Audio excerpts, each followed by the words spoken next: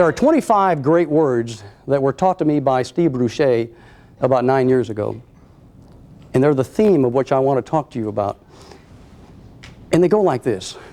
One of the most powerful experiences that a human being can enjoy is having his or her communication received and understood by another non-judgmental human being. Now I'm going to try that again because this is fundamental. One of the most powerful experiences that you can enjoy is having your communications received and understood by another person. You say, why is that important? It's important in how we communicate.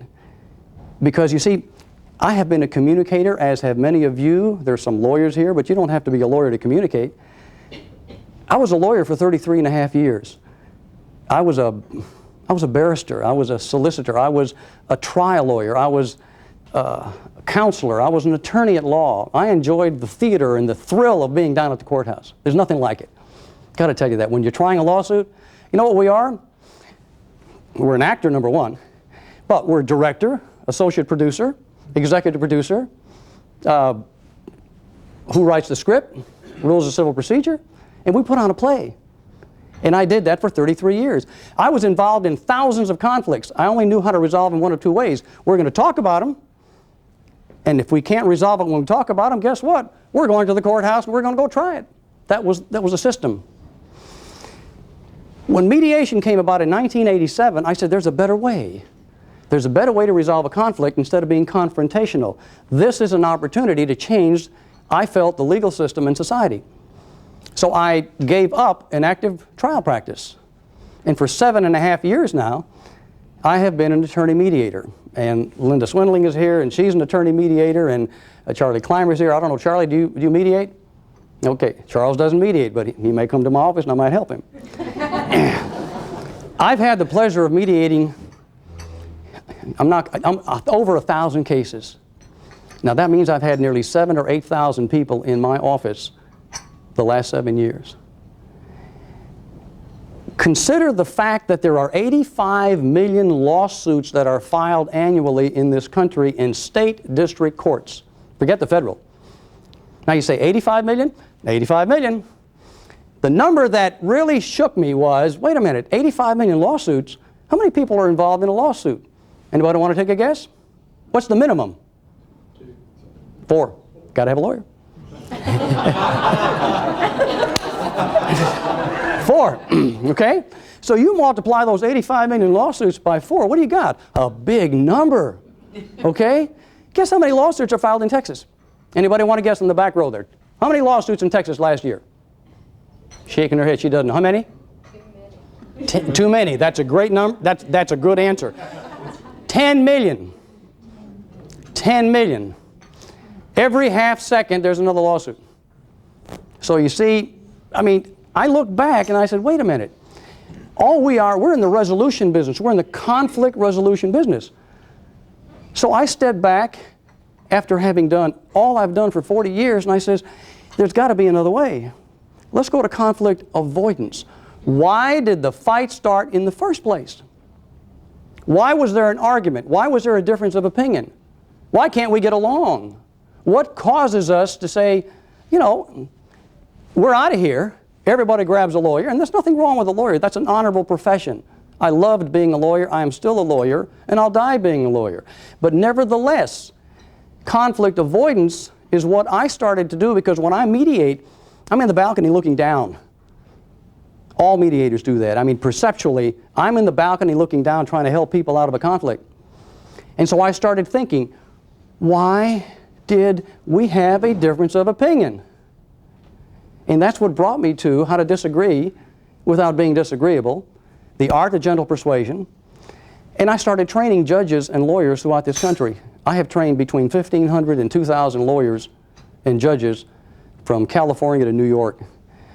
And I love doing that. And then I decided, you know what? That's only one part of the arm in this country. What if I had the opportunity to share this thought process with the public? And that's how I put together what I'm put together for today. And so with that in mind, I want to share some of those things with you. There's some principles involved, and I want to share 4 of the principles and some of the underlying principles with respect to that. Because I took on the role of a peacemaker instead of the role of the gladiator warrior. And as a peacemaker, I am a mediator. I'm proud of that fact. It's distinctive. My mom and dad would love it if they're still alive today. But the art of gentle persuasion, where you have warring parties come before you and you try to help them out of the conflict, out of the fight. I got to tell you something. A lady 2 days ago says, "I wouldn't have your job." And I says, "Why?" She says, "It's a lot of work." I says, "Of course it is, but the process is simple." I says, "I love my job. Every day I have gratification. I walk out and, you know, I just feel so good. I just can't, I wish I could package it up and sell it. I can't, but I mean, I feel that good every day. I can't wait for tomorrow morning at 10 o'clock. You know why? I've got one more mediation. And I know that you enjoy your work as well, and I know he does. And whatever you all do, if you love what you're doing, you're not working. I don't work. I absolutely love and adore and relish what I do on a daily basis. And I know that many of you, if not all of you in the room, feel the same way. You know what I'm talking about. The 4 principles. First is respect. Got to have respect. Second is you have to listen to understand. The third is empathy. And the fourth is you got to deal with the anger. Why do we have so many conflicts? I'll tell you why we don't have so many conflicts. We have them because people really don't listen to each other. You have a lot of conversation, and someone said, "No, it didn't happen that way." Anybody ever heard that? Anybody heard that before? It didn't happen that way? Of course. And so you have that happen, and the next thing you know, you got a problem. But if you can listen empathically, if you can give the person the respect, and if you can let that person know that he's got your attention or she's got your attention, and then you get down to the anger. Oh, I got to back up a second. Each of us talks about 120 words a minute. We listen at 600. That's the problem as well. I can talk as fast as I can talk. You can listen 5 times faster than I can talk, so your mind is all over the place. Anger, how do you deal with the anger? You deal with anger by virtue of the fact that someone's got something to say, they're venting, they got to get it out of their system, and they have to say what they want to say. Keep in mind what happens physiologically to that person. Think about it. Where's the blood pressure? Up. What about the heart rate? Up. They're red in the face, they're talking fast, their muscles are taut and tight. They're a disaster. They're not going to listen to you until they have vented and they brought it down. Do you know how to stop a person that is venting like that? You can hit them in the head, of course, but that doesn't help. There are 2 ways. And try this, and everyone's got their own little way of doing it, but if Juanelle were speaking and I wanted to stop her, I'd say, "Juanelle, time out." That's the way I would do it. Some people say, "Whoa, wait a minute, you got to stop them gently, not to get angry with them." And once you do that and you say one of 2 things, you can say, "I think I understood what you said. Would you mind repeating that? I want to make sure I heard what you said." Now that's great, because you see you've actively listened, they know you've listened, but they're at that point you brought their blood pressure down probably 30 degrees. Or you reverse it. You say, "I want to make sure I understood what you said. Let me repeat that." You've done the same thing there. You brought it a level down.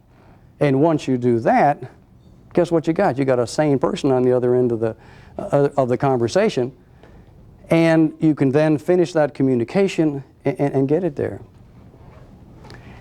There is much more to this, dealing with the anger, your anger and the other person's anger.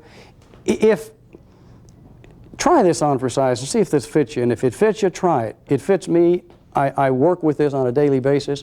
I'm the only one that'll anger me. I'm the only one that'll anger me. You may say something that you can say, "Wait a minute, Chantilis, I'm going to hurt your feelings on something." Maybe. But if I allow that to bother me, like the quarterback, what's his name, Hargo? Yeah, you heard what happened.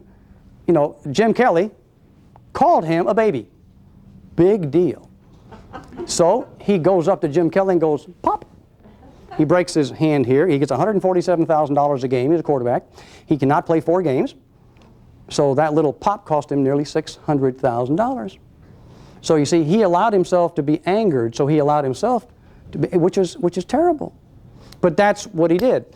You see, consider Star Trek. Consider the mother ship. And every time someone wants to destroy the ship, what do? What do they put up? Right. So if you can put up your shield, it's invisible, but I'm serious because I have to do this. You'd be surprised what people say in conflict. You have to put your shield up and don't let it bother you. You see, if Harbaugh had done that, he'd be $600,000 ahead, but he didn't. You remember that phrase when we were kids, sticks and stones may break my bones and worries will never harm me? He should have remembered that. He should have remembered that. Because you see, it is true. You all can say things to each other that'll hurt far greater than a hit on the arm. Hit on the arm, you got a bruise, it'll go away. But you say something to somebody that really hurts down deep, and you got verbal abuse. That's verbal abuse, and that hurts. Verbal abuse is called obloquy. And why some people say things to people just to hurt them, I don't know. I just absolutely don't know. Because you see, there's a difference between being assertive. You don't have to be a wimp in this world. You can be assertive, nothing wrong with that. But civility is a sign of strength, not a sign of weakness. Be assertive if you want to, nothing wrong with that. Just don't be aggressive or abusive or abrasive. A lawyer that I was answering a question for in the Dallas Bar Association luncheon said, Chantilis, please tell me the difference between being aggressive on the one hand and assertive. I said, I'll give you one. We were in a mediation. This lawyer over here said something. This one took umbrage with it and said, that's a lie. Okay, now that's a problem. Did this person call that person a liar? Started a fight nearly. So you see, the difference between being assertive would have been, wait a second, I don't think I agree with you on that. It may very well be that you don't have the facts as I have them. Let's look at it a different way. That's being assertive. You can still say, I don't agree with you that way, as opposed to, that's a lie. You'd be surprised. I hear that's a lie more often than a lot of people do.